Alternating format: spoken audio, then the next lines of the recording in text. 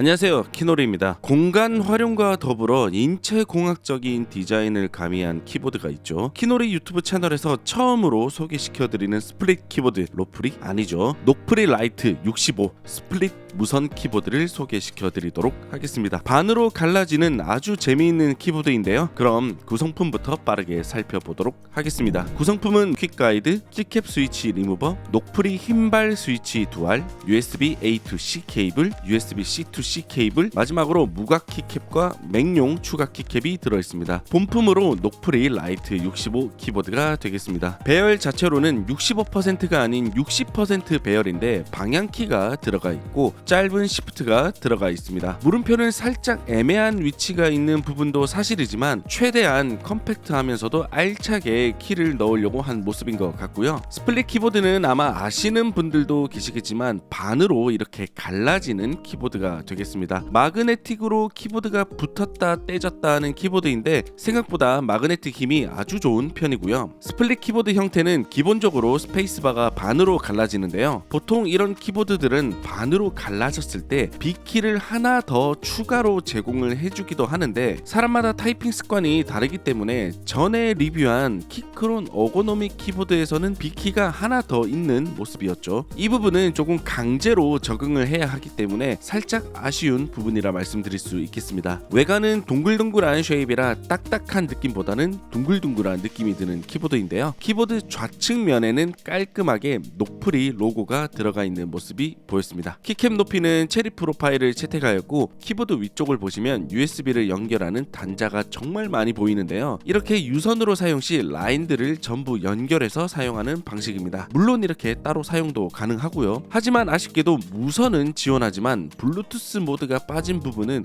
대단히 아쉬운 부분이라 생각이 들었습니다. 그 이유는 가격적인 부분도 있는데요. 그 부분은 조금 이따 얘기하도록 하고요. 녹프리 공식 네이버 스토어를 방문하시면 스플릿 키보드 활용에 대한 설명이 간략하게 잘 나와 있는데 이거 움짤 표현이 상당히 재밌더라고요. 한번 살펴보시면 텀블러 이거는 뭐죠? 스플릿 키보드 장점을 표현하고 싶었던 것 같은데 재밌네요. 아무래도 내가 원하는 타이핑 자세를 키보드 사이를 벌려서 사용하는 키보드이기 때문에 스플릿 키보드를 쓰시는 분들은 이 키보드만 사용하시는 분들이 많기도 한 키보드이기도 합니다. 그리고 딜리트 키 활용을 기억하시면 좋은데 펑션 백스페이스 혹은 펑션 물음표를 사용하시면 딜리트 키를 사용하실 수 있습니다. 당연히 비아로 키 매핑이 사용이 가능합니다. 무선으로도 세팅이 가능한 점은 상당히 편리한데요. 사실 비아로 뭔가 세팅을 하기에는 배열이 조금 적기 때문에 제 기준에서는 키 매핑 할 만한 사이즈는 그렇게 보이지 않았는데 이 키보드를 구매하신 분들 중 비아를 어떻게 활용하고 계시는지